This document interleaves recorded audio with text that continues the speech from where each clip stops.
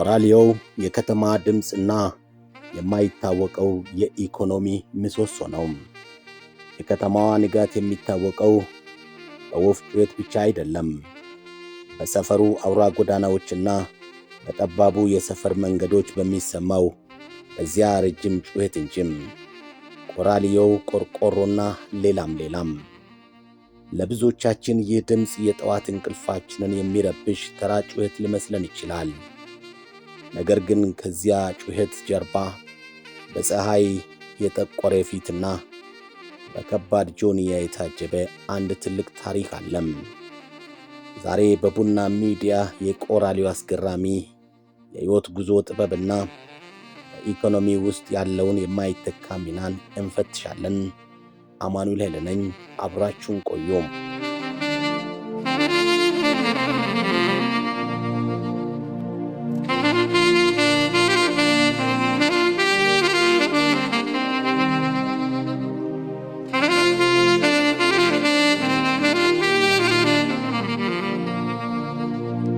ቆራሊዮ የሚለው ቃል የመጣው ቆርቆሮና ሌላም ከሚለው የሁለት ቃላት ጥምረት እንደሆነም ይነገራል።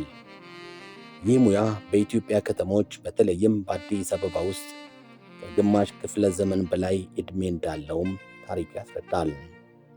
ቆራሊዮ የቆሻሻ አስወጋጅ ብቻ አይደለም። እሱ የከተማዋ የመጀመሪያ የሪሳይክል ባለሙያ ነው። ሰው የጨረሰበትን አይጠቀምም ብለው የናቀውን የጣለውን ነገር መልሶ ዋጋ የሚሰጠው ቆራሊዮ ነው። ያረጀ ጫማ፣ የተበሳ ድስት፣ የዛገ ቆርቆሮ ወይም የቆየ የጋዜጣ በሱ እጅ ስገባ አዲስ የሕይወት ዑደት ይጀምራል። የቆራሊዮ የሥራ ጥበብ ገራሚ ነው። የቆራሊዮ ሥራ ጉልበት ብቻ ሳይሆን ጥልቅ የሆነ የድርድር ጥበብን ይጠይቃል። እያንዳንዱ ቆራሊዮ ጩኸት የተለየ ነው። አንዳንዱ በጥልቅ ባስ፣ ሌላው ደግሞ በከፍተኛ ቃና ይጮኻል። ይህ ድምፅ ደንበኞችን ከቤት የማስወጣት ኃይል ያለው ነው። ቆራሊዮ አንድ ዕቃ በዓይኑ ሲመለከት ብቻ ክብደቱንና የሚያወጣውን የገንዘብ መጠን ያውቃል።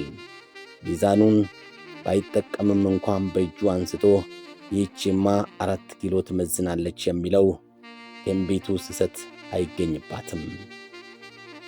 የመሸከም ጽናቱ ጉደኛ ነው። በአንድ ትልቅ ጆንያ ውስጥ ብረት፣ ፕላስቲክ፣ መስታወትና ሌላም ሰብስቦ ለኪሎ ሜትሮች መጓዝ የሚያስችል ልዩ የሆነ የሰውነት ጥንካሬ አለው። ብዙዎች ቆራሊዮ እንደ ድሃና ረዳት እንደሌለው ሰው ይመለከቱታል። ነገር ግን እውነታው አስገራሚ ነው። የአንድ ሰውን ተሞክሮ በዚህ አጋጣሚ እናቀርባለን። አቶ ታደሰ እናስታውሳለን። ለ20 ዓመታት በአዲስ አበባ ጎዳናዎች ቆራሊዮ እያሉ የጮኹ ሰው ናቸው። በአቧራ በጠቆረው ልብሳቸውና በቆሰለው እጃቸው ውስጥ ግን ትልቅ ራዕይ ነበራቸው። አቶ ታደሰ ከእያንዳንዱ ጆንያ በሚያተርፉት ሳንቲም ልጆቻቸውን አስተምሮ ዛሬ ትልቅ ደረጃ አድርሷል። ከአቧራና ከዝገት ብረት በወጣ ሳንቲም ቪላ ቤት የሰሩ፣ ልጆቻቸውን ለውጭ አገር ትምህርት የላኩ ጥቂት የማይባሉ የቆራሊዮ ባለሙያዎችም አሉ። ይህ ሙያ ሥራ አይናቅም የሚለው የኢትዮጵያን ተረት በተግባር የሚታይበት ትልቅ መድረክ ነው። የኢንዱስትሪው ደም ስር ሊባልለት ይችላል። ዛሬ የምናያቸው ትልልቅ የፕላስቲክና የብረት ፋብሪካዎች ያለ ቆራሊዮ ሥራ ሊቆሙ ይችላሉ። ቆራሊዮዎች ባይኖሩ ኖሮ ከተማዋ በቆሻሻና በብረት ዝገት ትሞላ ነበረም። ፋብሪካዎች ግን ራው ማቴሪያል ለማግኘት በቢሊየን የሚቆጠር ዶላር አውጥቶ ከውጭ አገር ማምጣት ይኖርባቸው ነበረም።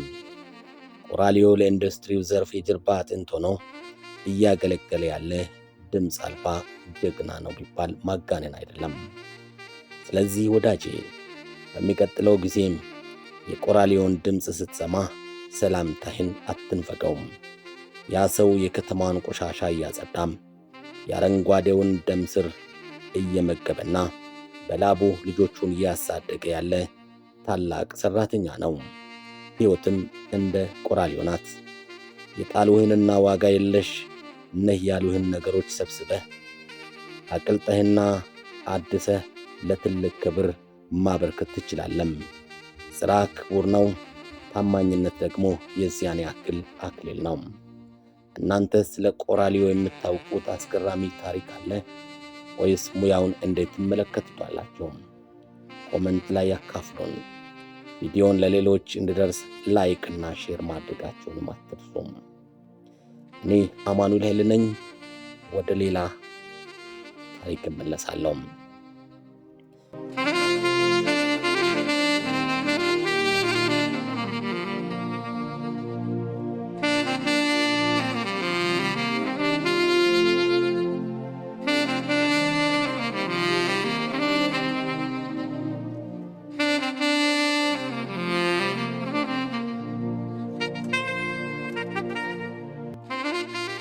ምናለሽ ተራ የኢትዮጵያ የፈጠራና የጥበብ ሙዚየም ናት። ምን የሌለበት ቦታ አለም? የጠፋው የሚገኝበት፣ የታረደው የሚቀልጥበት፣ የዛገው የሚታደስበት አዲስ አበባ ውስጥ እንዲህ አይነት ቦታ ካለ ስሙ አንድ ብቻ ነው፣ ምናለሽ ተራም። ለብዙዎቻችን ምናለሽ ተራ የጩኸት የግርግርናም የአሮጌ ዕቃዎች ክምችት ብቻ ሊመስለን ይችላል። ነገር ግን ከዚህ ግርግር በስተጀርባም የኢትዮጵያን የፈጠራ ጥበብ፣ የጥንካሬ ታሪክና የማይነጥፍ የሥራ ባህል መኖሩን ተመልክቻለሁ። ዛሬ በቡና ሚዲያ የምናለሽ ተራን ታሪካዊ ዳራ እንፈትሻለን። ለመሆኑ ይህ ስም ከየት መጣም? ይህ ቦታስ እንዴት የከተማዋ የኢኮኖሚ ደም ስር ሊሆን ቻለም? አብራችሁን ስትቆዩ ታሪኩን በሚያስገርም ሁኔታ ተሰሙታላችሁ።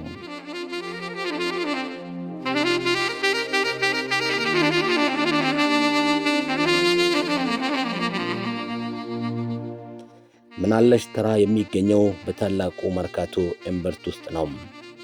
ታሪኩ የሚጀምረው ከጣሊያን ወረራ ጋር ተያይዞ እንደሆነም ይነገራል። መርካቶ የአገር በቀል ነጋዴዎች መሰብሰቢያ ስትሆን፣ ምናለሽ ተራ ደግሞ ለማንም የማይበጁ ተብለው የተጣሉ የመኪና አካላትና ልዩ ልዩ ቁሳቁሶች የሚሰበሰቡባት ስፍራ ነበረም። ስሙ እንዴት መጣ ለሚለው ጥያቄ ሁለት መላምቶች አሉ። አንደኛው ደንበኞች ወደ ስፍራው መጥተው የሚፈልጉትን ዕቃ ሲጠይቁ ባለሱቆች ሁሉንም ነገር ማቅረብ ስለሚችሉ ምናለሽ ብለው እንደሚጠይቁና ከዛም ስሙ እንደወጣም ይነገራል። ሁለተኛው ደግሞ ምንም የሌለሽ መስሎሽ እዚህ ሁሉንም ታገኛለሽ ከሚል ትርጉም እንደመጣም ይገምታል። ያም ሆነ ይህ ምናለሽ ተራ የአገሪቱ የሪሳይክል ማዕከል ሆኖ ለዘመናት መቆየቱን እና ሚዲያና ኮሚኒኬሽን እዛው ተገኝቶ ምልከታ አድርጓል።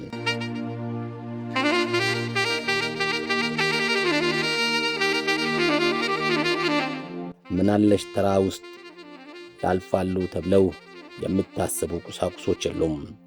ከአውሮፕላን አካል እስከ ትንሿ ሚስማር፣ ከጥንታዊ የሸክላ ጫማዎች እስከ ዘመናዊ የኤሌክትሮኒክስ መለዋወጫዎች፣ ከአሮጌ መጻሕፍት እስከ ብርቅዬ የቤት ቁሳቁሶች እዚህ ቦታ ንብረት አይጣልም፣ መልክ ይለዋወጣል እንጂም። ምናለሽ ተራ የአንድ ሰው ቆሻሻ በሌላው ወርቅ መሆኑን በተግባር የምናይበት ቦታ ይመስላል። የፈጠራና የጥበብ ማዕከልም ይገኝበታል።